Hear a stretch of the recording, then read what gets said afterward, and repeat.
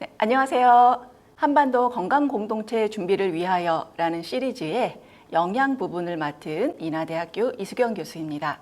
반갑습니다. 네, 오늘 제가 준비해 온 내용은 이렇게 4가지가 준비가 되어 있습니다. 첫 번째는 영양 건강의 중요성에 대해서 말씀을 드리고요. 두 번째는 영양 상태와 영양 상태 지표, 세 번째는 북한의 영양 상태 추이, 마지막으로 가장 궁금해 하실 부분이라고 생각이 드는데요. 한반도 영양 건강 공동체 준비를 위해서 우리가 무엇을 해야 되는지에 대해서 제언을 드리도록 하겠습니다.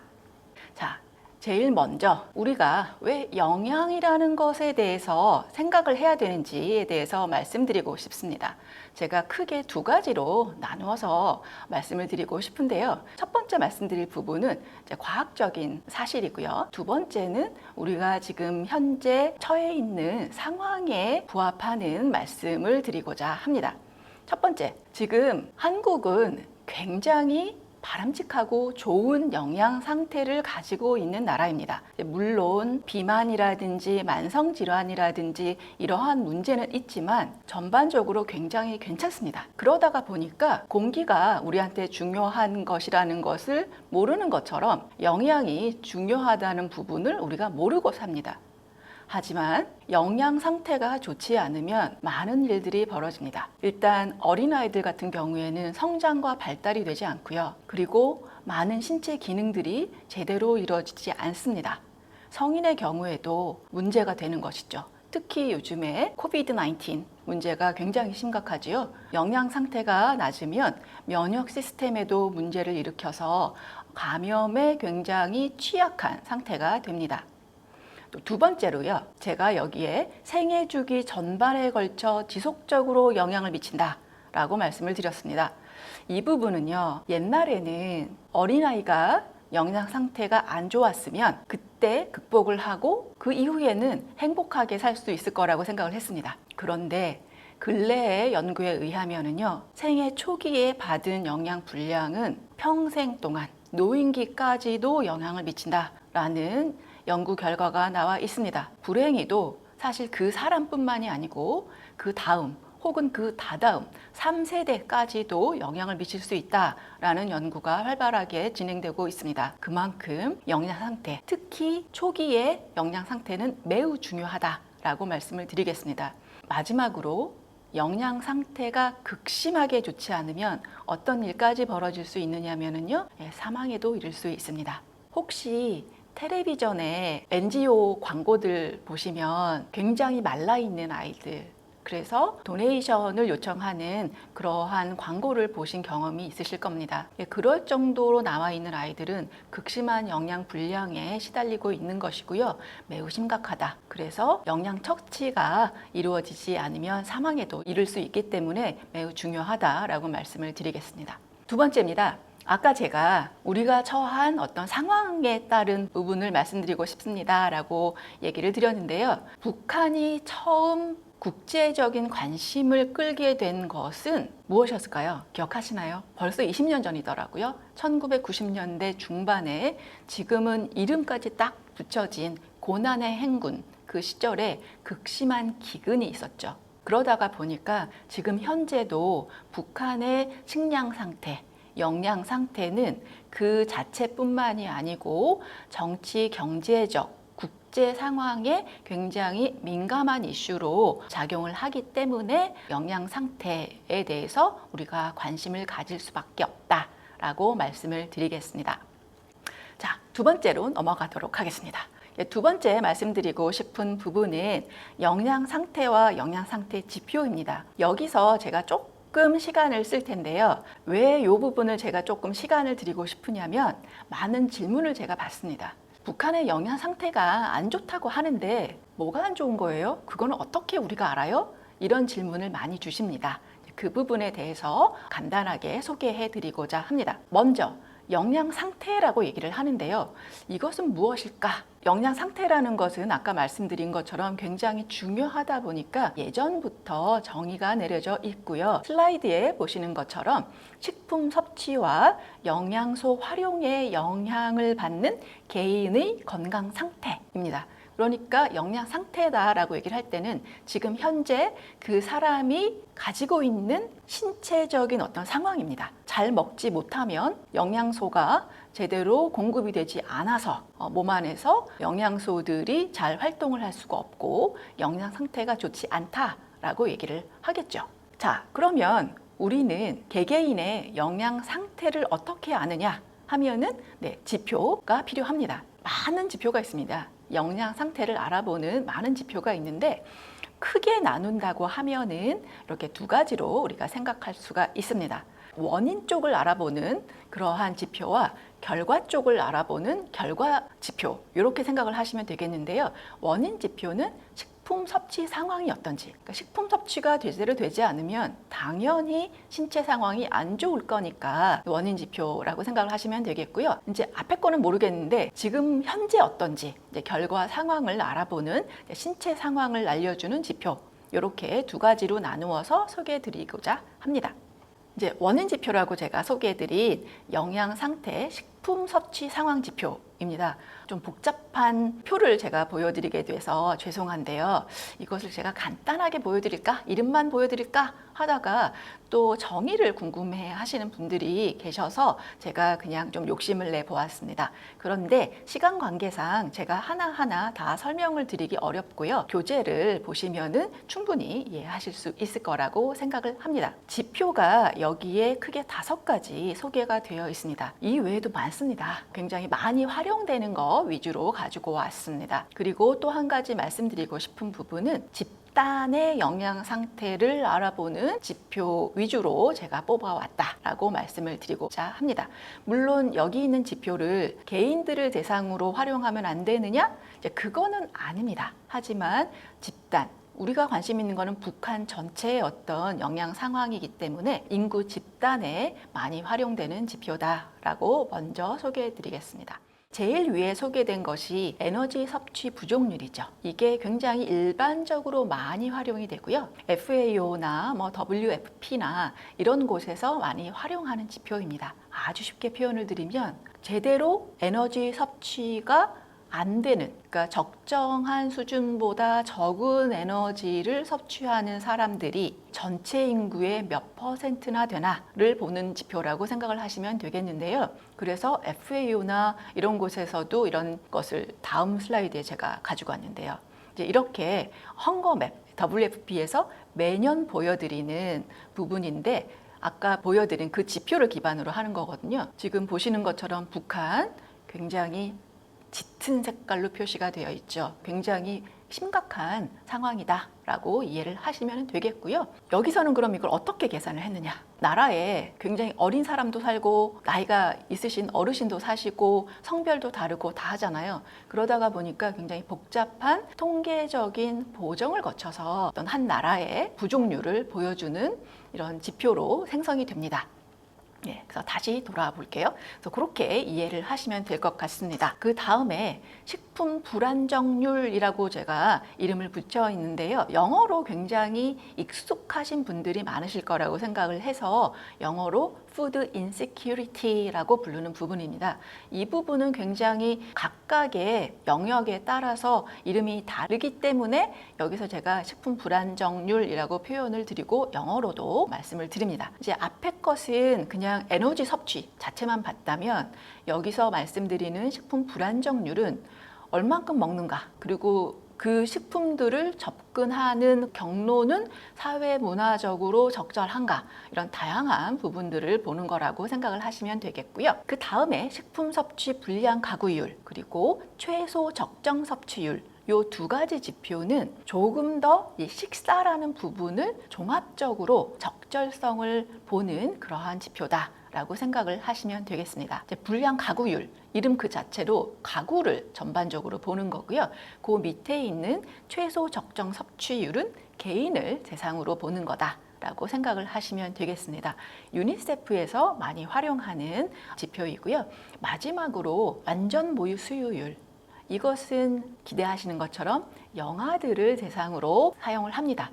영아들에게는 모유 수유가 가장 중요한 부분이기 때문에 제가 여기서 넣어 두었습니다. 완전 모유 수유는 아시는 것처럼 모유만 먹이는 겁니다. 물도 아니고 다른 이유식 아니고 모유만 먹이는 거고, 현재 국제 기준은 생후 6개월까지입니다. 결과 지표 보실게요. 결과 지표는 이제 조금 익숙하신 분들도 계실 수 있을 거라고 생각을 하고요.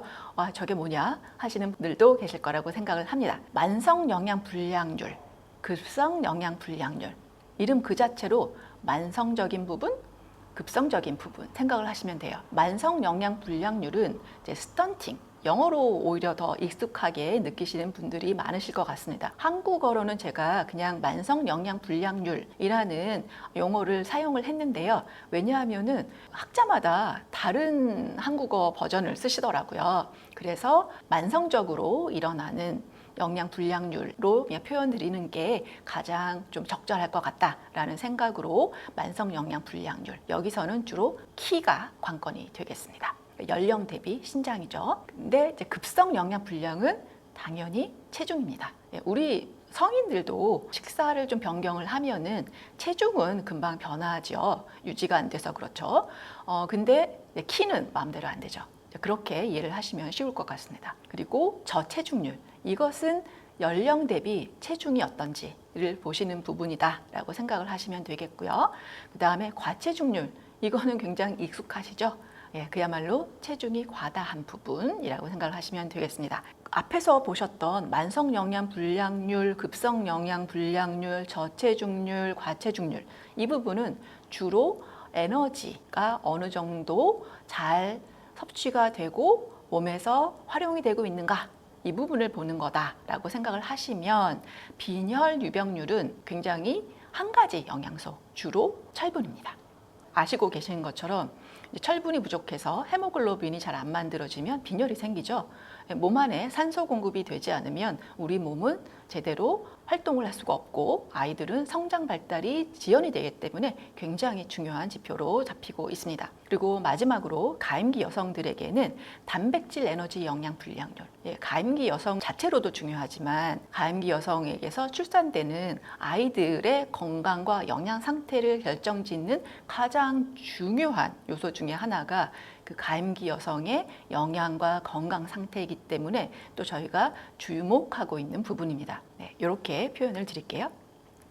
그래서 이 슬라이드에서는 아까 말씀드렸던 스턴팅, 웨이스팅 그 부분을 그림으로 좀 표현을 드리고자 합니다. 그림을 보시면 금방 다들 아하 하고 이해를 하시더라고요. 맨 왼쪽에 있는 스턴팅입니다. 녹색으로 표시된 아이가 정상 아이고요. 오른쪽에 이제 주황색으로 표시된 아이가 스턴팅, 웨이스팅을 겪고 있는 아이다 라고 생각을 하시면 되겠습니다. 스턴팅, 키가 작죠. 웨이스팅, 그러니까 급성 영양 불량을 겪고 있는 아이, 키는 비슷할 수 있습니다.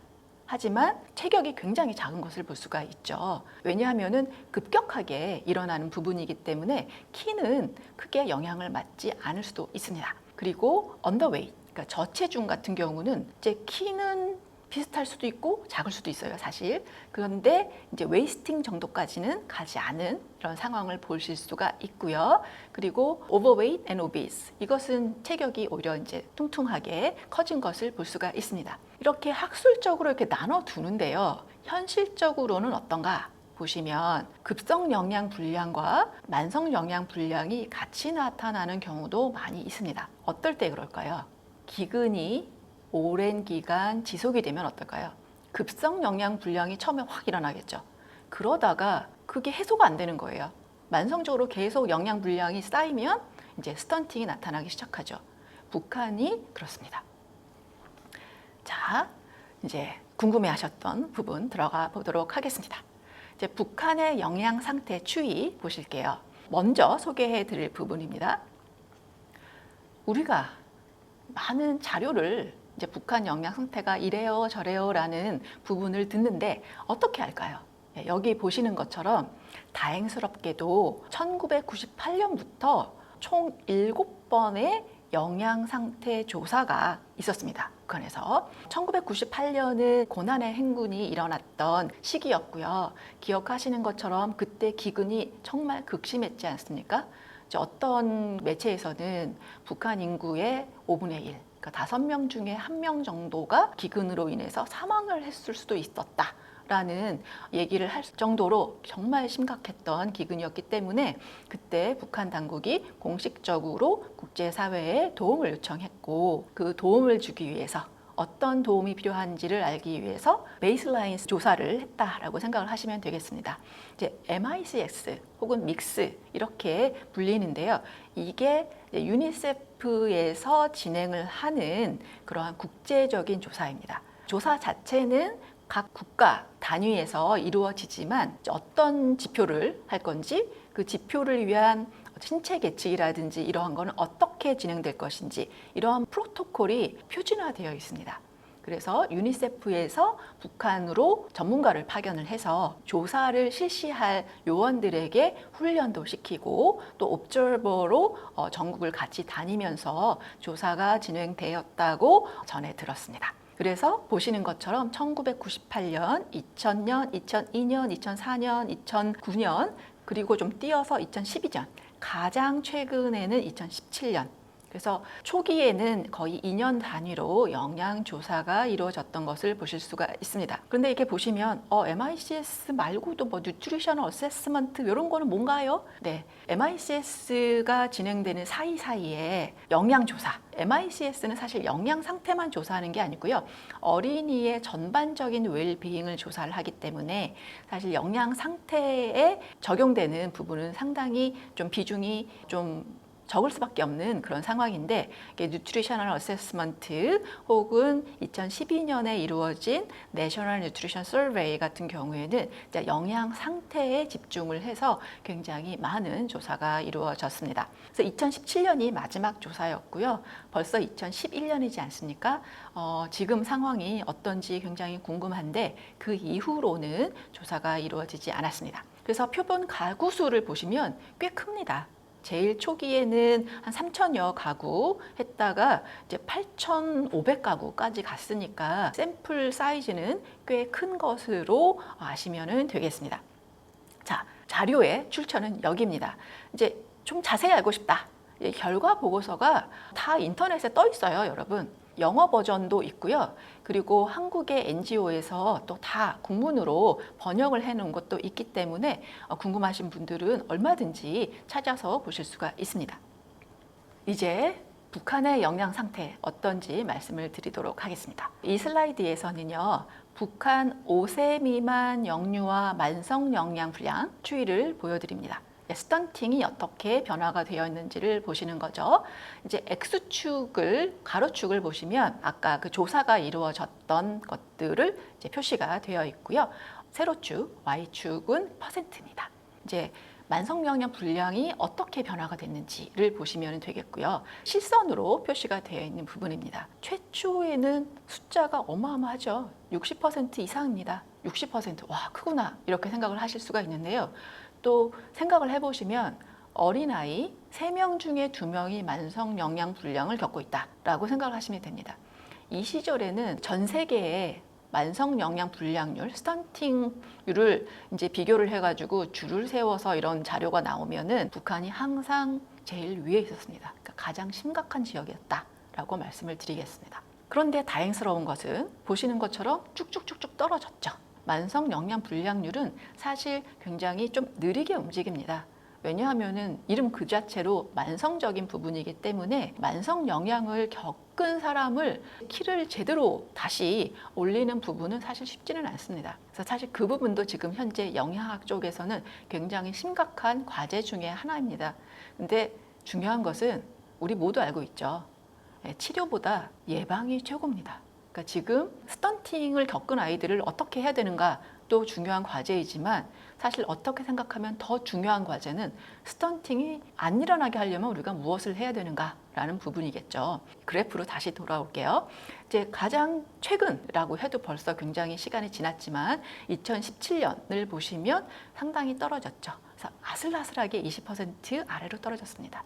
또 보시면 왼쪽 편에 까만 글씨로 잘 보이실런지 모르겠지만 very high부터 very low까지 이제 표시가 되어 있는 것을 보실 거예요. 이것은 이제 국제 기준입니다. 20%에서 10% 이 사이면은 이제 스턴팅이 한 중간 수준이다라고 한다라는 거죠. 아슬아슬하게 중간 수준까지 떨어진 겁니다. 한국이랑 궁금하시죠?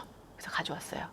한국은 이 스턴팅을 정규적으로 집계하지 않습니다. 왜냐? 초기에 말씀드린 것처럼 한국은 만성 영양 불량을 기대하지 않습니다. 그러니까 사실 비교를 하자면 한국은 만성 영양 불량은 어떤 문제가 되지 않지만 북한 같은 경우는 이제 스턴팅이 여전히 굉장히 중요한 이슈로 남아있다라고 말씀을 드리겠습니다. 네, 이번에는 급성 영양 불량, 웨이스팅을 알아보도록 하겠습니다. 앞에서 보셨던 만성 영양 불량은 아이가 앞으로 성장하고 어떠한 건강을 가지고 그리고 어떠한 사람으로 자라날 건지 그리고 혹은 그 사회가 어떠한 프로덕티비티, 그러니까 활동성을 가진 사회가 될런지 이러한 많은 부분에 영향을 미치지만 지금 보시는 급성 영양 불량 같은 경우에는요 제대로 된 처치가 되지 않으면 사망에도 이를 수 있기 때문에 굉장히 우리가 주목해서 보고 있는 지표입니다. 어땠나 보실게요. 1998년도에는요 보시는 것처럼 15.6%. 자, 앞에서 너무나도 큰 퍼센트, 60%가 넘은 그 비율을 보셨기 때문에 15.6%? 뭐 괜찮은가? 이렇게 생각하실 수도 있겠지만 아까 말씀드렸잖아요. 사망에도 이를 수 있는 정말 심각한 아이입니다. 웨이스팅이라고 판정이 난 아이는요. 사실 딱 보면은 얘는 사실 측정을 할 필요도 없겠다라는 느낌이 딱 듭니다. 그 정도다라고 생각을 하시면 되겠어요. 그러니까 진짜 5명 중에 그 1명 정도 조금 이제 반올림을 한다면 그 정도로 심각을 했습니다. 근데 다행인 거는 급성 영양 불량을 제대로 처치가 되면은 비교적 빨리 회복이 가능합니다. 그러다가 보니까 이제 북한도 2017년도에는 굉장히 낮아져서 낮은 로우 수준으로 떨어졌습니다. 근데 지금 또 오해하시는 분들이 계셔서 제가 좀 첨언을 드리자면 로우, very low, 이 정도까지 내려가면은 뭐 괜찮은 거 아닌가? 네, 없어야 정상입니다, 여러분. 이거는 very low라고 해서 좋은 게 아니고 사실 이거는 굉장히 불량한 상태이기 때문에 없어야 정상이다. 자, 아까 말씀드렸던 빈혈율, 영유아 빈혈율도 보시면은요. 빨간색이 한국이고 위쪽 편에 이제 회색 라인이 북한입니다. 다행히 90년대보다는 이제 떨어진 상황이지만 그렇게 많이 떨어지진 않았어요. 30에서 35%그 정도니까 역시나 3명 중에 1명의 영유아들이 빈혈을 갖고 있다라는 것이니까 이 부분도 굉장히 좀 주목할 만한 부분입니다. 왜 그럴까요? 생각을 해보시면 우리가 철분을 주로 많이 접하는 식품들은 사실 여러 가지가 있습니다. 근데 몸 안에 들어와서 제대로 잘 흡수가 되고 또 활동을 할 수 있는 거는 동물성 식품으로부터 얻는 철분이거든요. 그런데 북한은 아직 그 동물성 식품이 그렇게 많이 있는 것 같지는 않습니다. 지역 차이가 있고 사회 경제적인 수준에 따른 차이는 분명히 있어 보입니다만 전반적으로 그렇기 때문에 이 부분도 조금 더 우리가 주목을 해야 되겠다라고 생각을 하고 있습니다. 이거는 이제 북한 주민 전체 대상. 그러니까 원인 지표입니다라고 말씀드린 것 중에 제일 처음 소개드린 거죠. 에너지 섭취 부족률 추이. 여기 보시면 이게 부족률이에요. 그러니까 떨어져야지 좋은 거거든요. 근데 아니 왜 근래로 올수록 이 그래프가 올라가느냐 말이죠. 2000년대에 딱 떨어졌어요. 사실 이때는 뭔가 상황이 좋아질 것 같다라는 그러한 희망을 가지고 있었던 그러한 시절입니다. 그래서 당시에 북한 당국도 이제는 우리 원조에서 개발로 좀 옮겨가야 될 상황인 것 같다라고 하면서 다양한 변화를 이제 꾀했던 그런 시절인데 안타깝게도 그 기조가 진행되지 않았고요. 그러니까 이것을 보시면은 그냥 이렇게 한 가지만 딱 기억하시면 될 것 같습니다. 식량이 부족한가 보다. 보시면 40% 이상이에요. 그러니까 좀 학공 과장에서 2명 중에 1명 정도는 본인이 필요한 만큼 식사가 안 되는구나 라고 생각을 하시면 되겠습니다. 그 다음 슬라이드를 보시면은요, 2019년에 나온 자료이긴 합니다만 세계적으로 당시에 식량적으로 좀 문제가 될 것 같은, 그리고 아까 보여드렸던 푸드 시큐리티 이슈라든지 이런 것들이 좀 우려가 된다라는 지역들을 좀 표시를 해놓은 건데, 북한도 그 중에 하나였습니다. 2019년에 식량이 한 10년 전이랑 비교했을 때 수확이 가장 낮았던, 이거 심각하다. 그래서 공식적이었는지 비공식적이었는지는 조금 애매합니다만, 이제 북한에서도 우리 좀 식량 문제가 좀 심각할 것 같아라고 이제 의사를 국제사회에 표시를 했던 그러한 시기였기도 했습니다. 그래서 우리가 이런 걸로 우리가 또 알아볼 수 있다라고 말씀을 드리겠습니다. 그리고 시간이 흘러서 지금 2021년이죠. 지금도 또 이러한 문제가 많이 대두가 되고 있죠. 북한의 최고 권력자가 본인이 스스로 지금 북한이 식량 문제가 심각할 수도 있다라고 했고, 이 부분에 대해서 지금 많은 학자들 그리고 국제기구에서 바라보고 있는 상황입니다. 식량은 좀 많이 부족하게 될 것 같다. 이제 아까 보신 것처럼 북한에서 생산하는 식량은 현재 좀 부족한 상황인 것을 분명하고요. 이제 어느 정도로 부족한가라는 부분인데, 지금 국경이 봉쇄가 되어 있고, 그죠?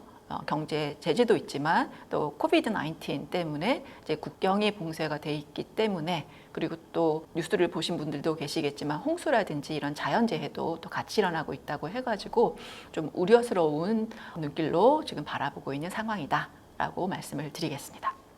이제 그 지표를 해석하실 때 주의점을 간단하게만 말씀을 드릴게요. 첫 번째는 이게 아까 말씀드린 것처럼 이 조사가 그냥 된 거 아닙니다. 국제기구에서 같이 진행을 한 부분이기 때문에 어떤 지표의 설정, 그리고 지표를 어떻게 자료 수집을 했고 어떻게 통계 처리를 했는지, 이러한 부분들은 국제 수준에 따라서 진행됐다고 생각을 하고 있습니다. 그런데 몇몇 분들은 조사 가구 추출을 어떻게 됐는지 좀 궁금하다, 이렇게 말씀을 하시는 분들도 계시고요. 그리고 어떻게 생각하면 그것보다 더 중요한 것은 공식적인 자료만 가지고 국제기구에서는 활용할 수밖에 없습니다. 식량 생산 이런 것들도 공식 자료만 포함을 하는데, 고난의 행군 시절에 북한 주민들이 엄청난 역량을 키우셨더라고요. 많이 들어보셨죠? 뭐 장마당이라는 얘기도 들어보셨고, 그리고 이제 땅이 있으면 다 텃밭을 다 가지고 있고 하다가 보니까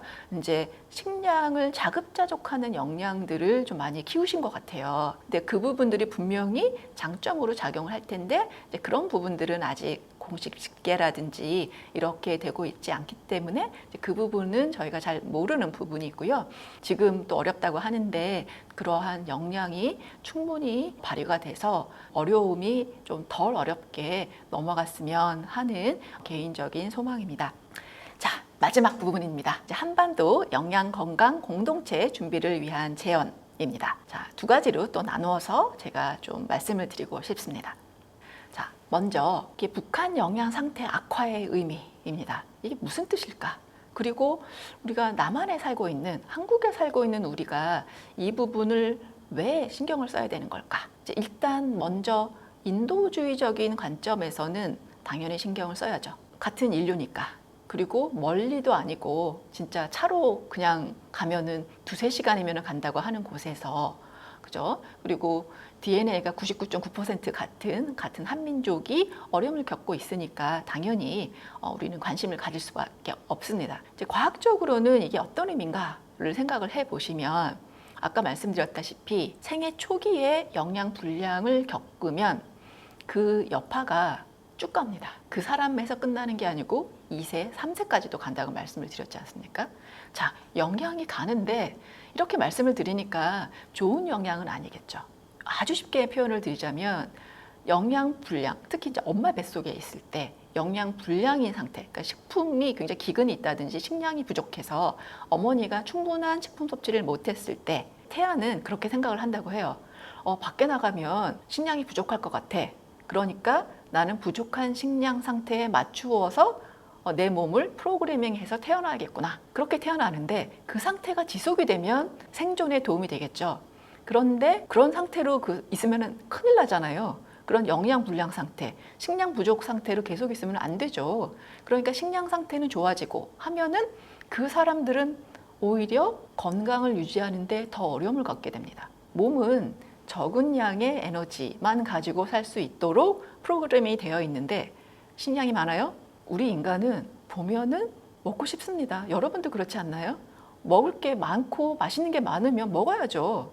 그렇다가 보니까 비만이 될 확률, 그리고 당뇨가 될 확률, 심혈관계통 질환을 겪을 확률, 이런 것들이 다 높아집니다. 그러다가 보니까 어떻게 될까요? 지금 고난의 행군에 태어난 그 아이들이 20여 년이 흘렀다가 보니까 성인 인구로 접어들었습니다. 그러니까 비만과 만성질환의 시작이 될 그 시점에 있는 거죠.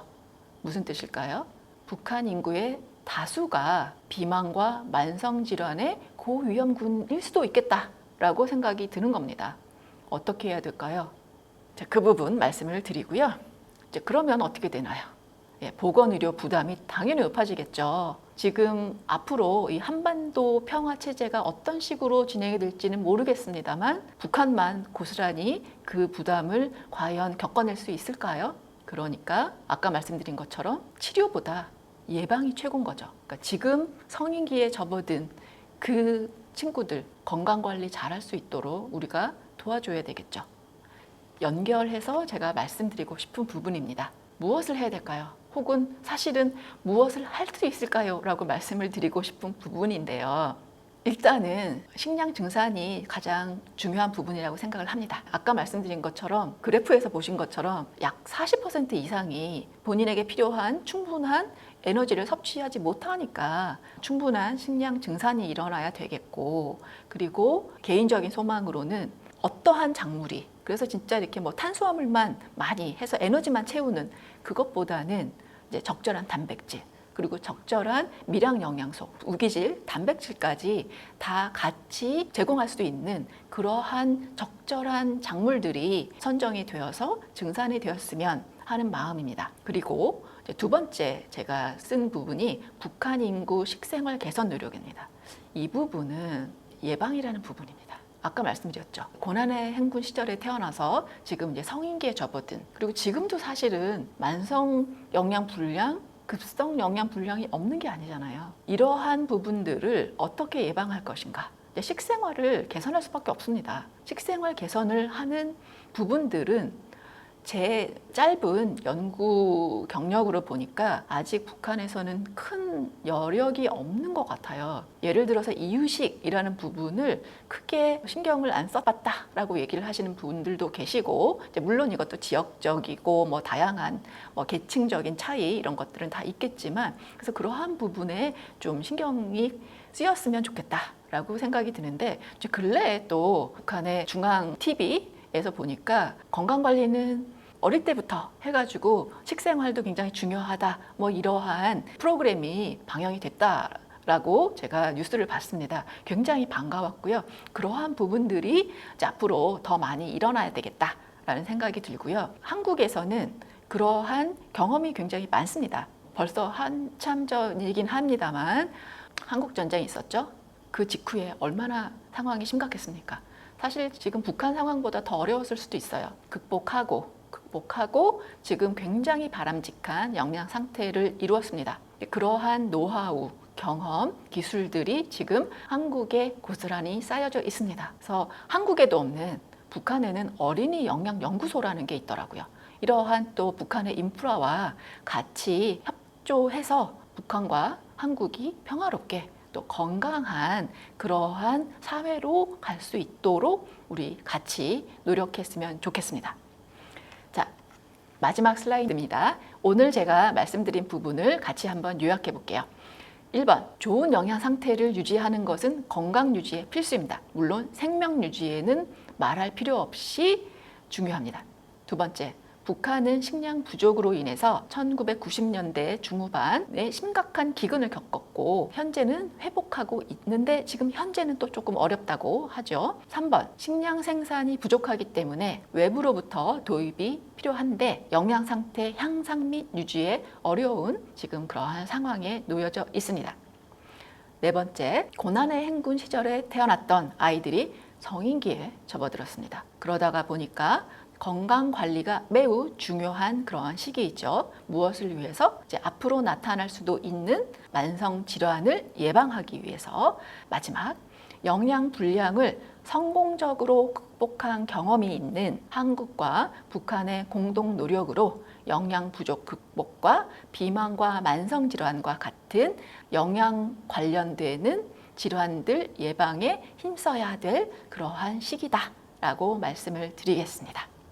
그리고 제가 몇 가지 참고 문헌을 넣어두었습니다. 사실 이것보다 더 많은데 혹시 궁금하신 분들은 제 강의가 여기 두 번째로 쓰여져 있는 18장을 요약해서 말씀을 드린 부분이고요.